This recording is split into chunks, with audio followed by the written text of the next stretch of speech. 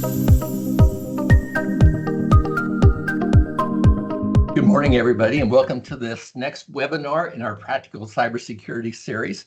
As today we're going to talk about the issue of lost laptops and stolen cells. Now, let me remind you that if you're live, feel free to type any questions into the Q&A console as we work through this today, and we'll try to answer those during the webinar. And if you have questions and you're watching this recorded, please feel free to drop us an email, as we'd love to help you out and see what can be done.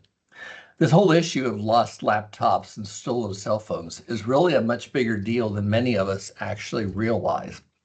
I was surprised to find out, as I worked through preparation for this webinar, that in the US alone, roughly 3 million smartphones are stolen yearly. And you'll find the URL about where that data came from later.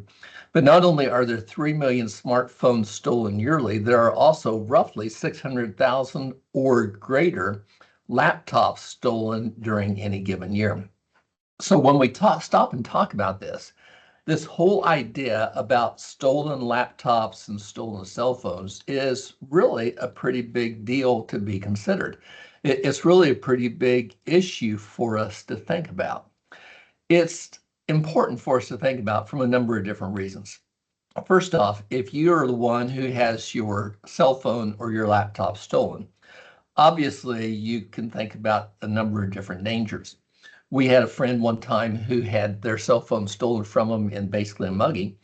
And so they faced actual physical harm to what was going on. And that was a bad deal, and that was difficult for them, no doubtedly. But if your laptop or your cell phone are stolen, because in today's world, our entire digital life is carried across our devices, having that device stolen presents a number of potential risks. Obviously, identity theft is one that we think about, and that seems to be big in the news all the way around. But besides identity theft, you've got financial loss. If you're like me, you carry credit cards on your cell phone. And so if somebody gets that, they could then potentially start using your credit cards to be making purchases. Or you may have your bank account information there, or URLs or passwords or any of those kinds of things. So financial loss can be a big deal that we think about when we talk about this. Well, a lot of times we don't think about, though, is that the loss of these devices can also lead to threats to us personally. I've included down here both the ideas of home invasion as well as threats to family. And both of these are very realistic possibilities. Someone finds your address, your personal information on it, something like that, and it potentially can come back to haunt you as perhaps your family comes under threat because of what was on your device and because of what people found there. And then didn't even mention, when we talk about threats to family, if you've got photos of all kinds on your phone, it is totally possible in today's world of AI for someone to take those photos and morph them into something that we don't want. And so those can likewise become a threat. So when you look at all of the different things involved, the idea of protecting your smartphones and your cell phones and knowing what to do with them is really important, not only from a personal standpoint, but it even expands also and gets another facet when you think about protection from a business standpoint. So let's start out working through this today and just talk about what in the world we should do to protect our cell phones and our laptops. We're going to look at it first off from a personal view, as you and your family, your loved ones. And then we're going to move on into thinking about it from a business perspective as we talk about what's there. So how do I go about protecting my personal tech so that it stays safe and stays there as mine? Well, a number of these things that you're going to find are going to be common ideas that you've all heard. For example, using a strong password or biometric authentication. Biometric means either face identification, fingerprint, or something like that. And the idea of a strong password, while we all like stuff that's easy to get into, yet strong passwords, biometric authentication are really important. I can tell you how many phones I've seen of individuals that have turned off the passwords or the pins so that just as soon as you pick it up, it's on and they think that everything's okay. Protecting that device with a strong password or some kind of biometric identification is going to be the first step as we talk about hanging onto our stuff. But then if we've got stuff on our devices, particularly our laptops, we should enable encryption. If you're using a Windows operating system, you've got BitLocker available on certain upper level editions of Windows. If you're using the lower level editions of Windows, you don't. And so honestly, it's worth paying the small amount to upgrade to the higher level version so that you can get full disk encryption. What this means when you have full disk encryption is that your entire hard disk or your entire solid state drive is encrypted so that even if someone gets your laptop, they can't just pull that disk or that SSD out and read it to find out what in the world you've got. But besides enabling encryption on your personal tech, we could talk about the idea of making regular backups to external sources or to the cloud. And this includes even backups off of your phone. I've had people who have years worth of photos stored on their phone. They lose their phone and suddenly they don't have access to it. This is not a complete list of things to think about, but whether you're talking about your laptop or talking about your cell phone, think about backing up files, photos, and videos. You may have it synced to iCloud, Google Drive, something like that. But figure out how you're going to keep at least a second copy someplace of your files, photos, and videos. If you're using some kind of a password manager, whether it's one of the products out like Keeper or any of these other password managers that are out, figure out some way to do a backup of your password manager. If all of your passwords are on your phone and you lose that phone, suddenly you're not going to have access to all of your stuff that you thought you should. I knew somebody who within the past year actually lost their phone, did not have backups of their password manager, and so discovered that they were locked out of everything, their entire digital life, so to speak, because they didn't have any access to their passwords. What a lot of people don't think about, though, is that if you're using one of the main browsers, either Microsoft Edge, Google Chrome, Firefox, whatever it is, if you're using one of those, be sure to sync your browser with your account. That way, the things that you've got stored, if you've got passwords that you inadvertently stored within the browser password manager or something like that, those will go ahead and sync up so that you can recover those too. So it doesn't matter whether you've got a phone or a laptop, the idea of thinking through how you're going to back up your data so that you have access to it is really important. Then with regards to your personal phone, I would enable one of the Find My Phone features. Two well-known are the Android product, Find My Device, the iOS product, Find My iPhone. And as you turn both of those on, those both allow you not only to find your phone, but if potentially you suddenly discover that your phone is taking a trip across country with somebody else and it's gone, you can remotely wipe those phones so that your personal information is no longer available to whoever it is that has your device. So I would sure definitely do those and be sure that the Find My Phone feature is enabled. I would also probably attach someplace on the device some kind of a physical tag with some kind of contact information. Now, when I say contact information, I'm not saying your phone number and definitely not your address, but you may have it come to a generic Gmail account, for example, that you've got forwarded to your main email account. Some way that if someone finds that your device that is lost, that they can actually get in touch with you and get that device back to you so that it's not totally lost. Believe it or not, had that happen with a gentleman earlier this year. Their device was lost halfway across the country.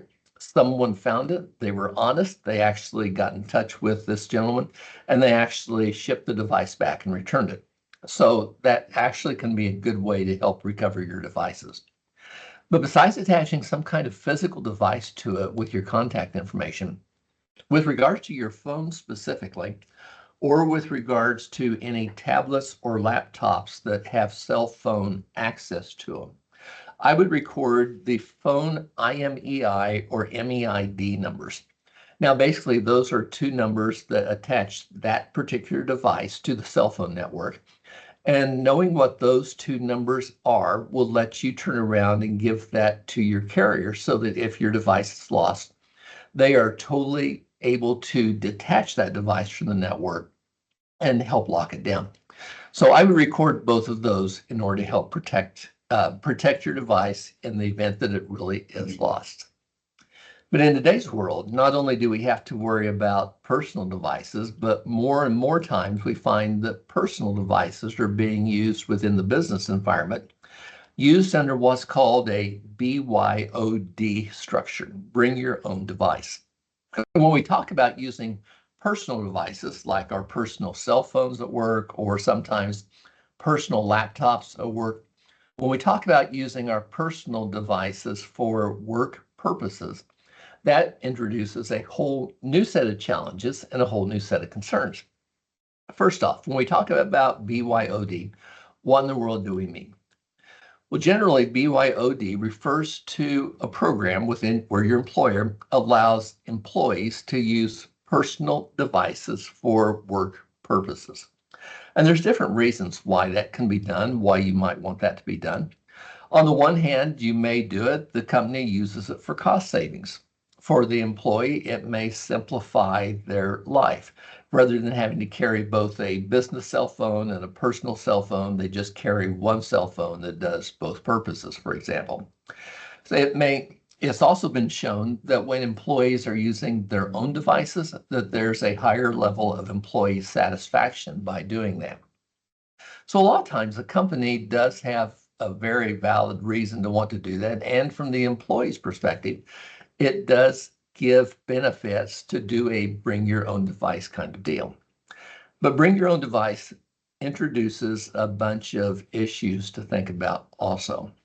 For example, if you're a business and you're now having business data stored on individual devices, you may suddenly find out that you've got security risks or data risks, and in some instances, even compliance risks by having that there.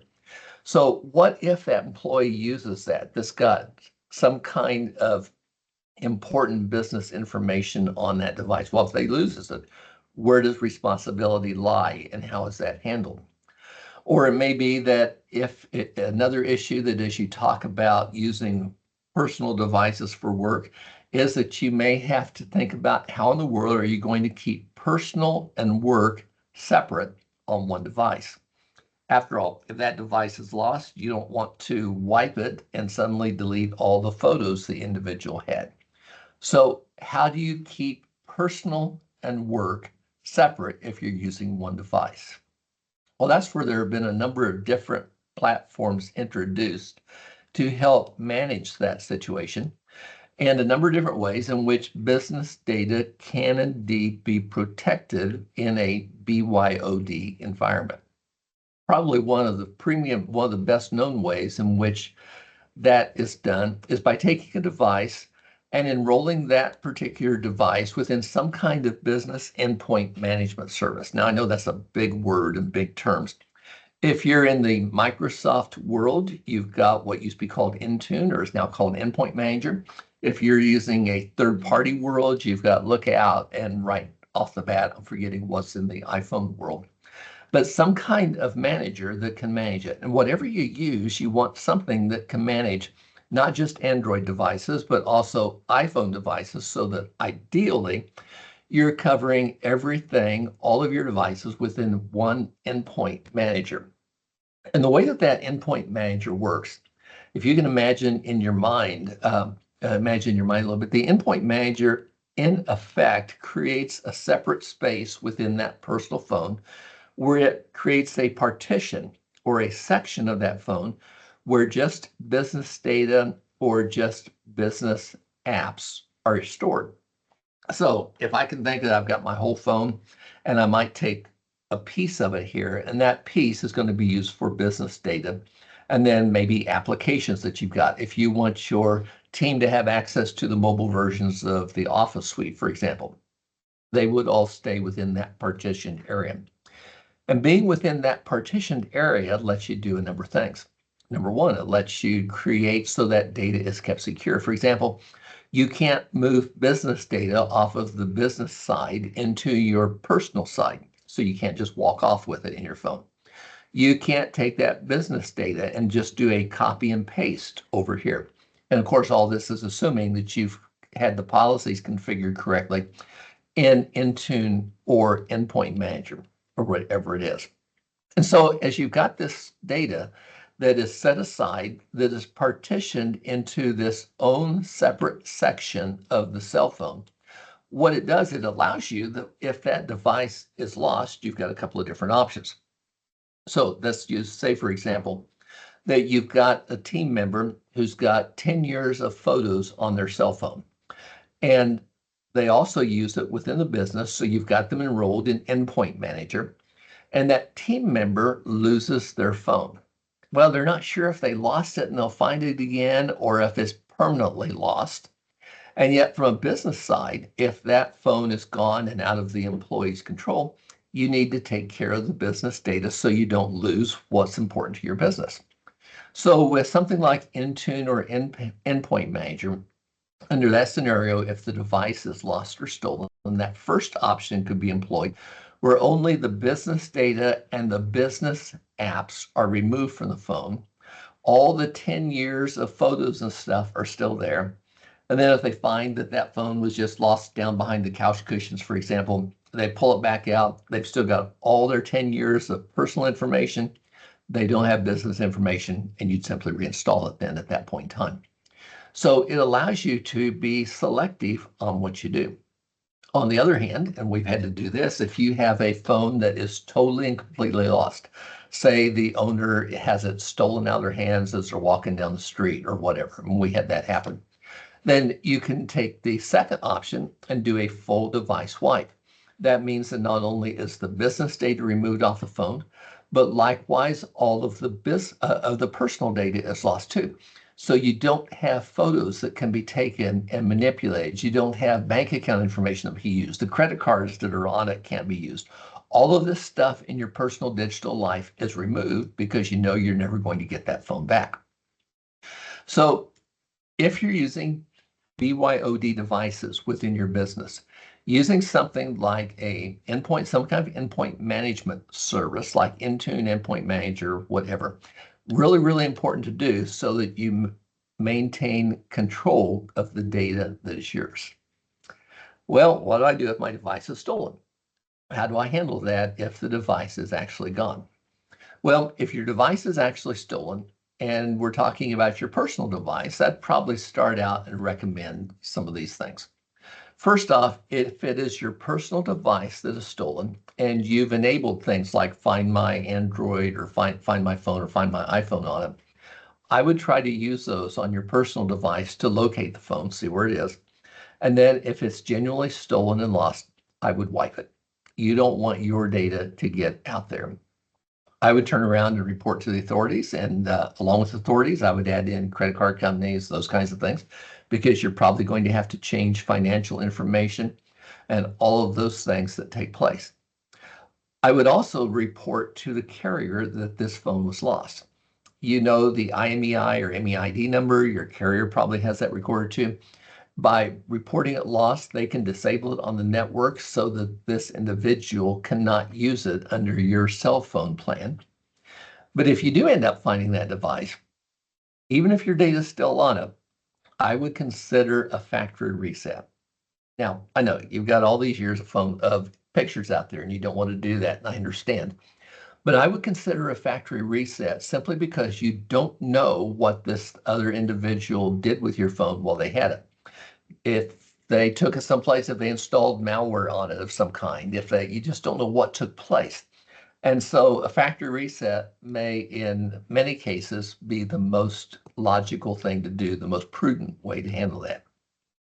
If the device that is stolen is a BYOD or a business device, the way that you handle this would be probably a little bit different. you're going to report it to management. And if management has those devices enrolled in something like Intune or Endpoint Manager, they will wipe the business section, or if appropriate, do a full section wipe.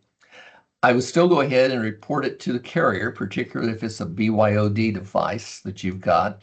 And if it's a BYOD device, you've still got all your personal things to do, like reporting credit cards, reporting other information that may be there that needs to be handled, changing credit cards, all those kinds of things. And I would still look at doing a factory reset, because even if it's a BYOD device, you don't know exactly what happened. So a factory reset may be a very important thing to do. Well, that's a lot to cover, I know, in a very short time frame. And if there's anybody that has any questions, feel free to go ahead and type those into the Q&A, as we'd love to participate with you right now. If, as we talk through this, there are more questions that come up, feel free to get a hold of us, one of the ways listed on the screen right there. There will be a handout that will be available coming shortly about this, and likewise, the webinar is available for replay out on our YouTube Practical Cybersecurity channel.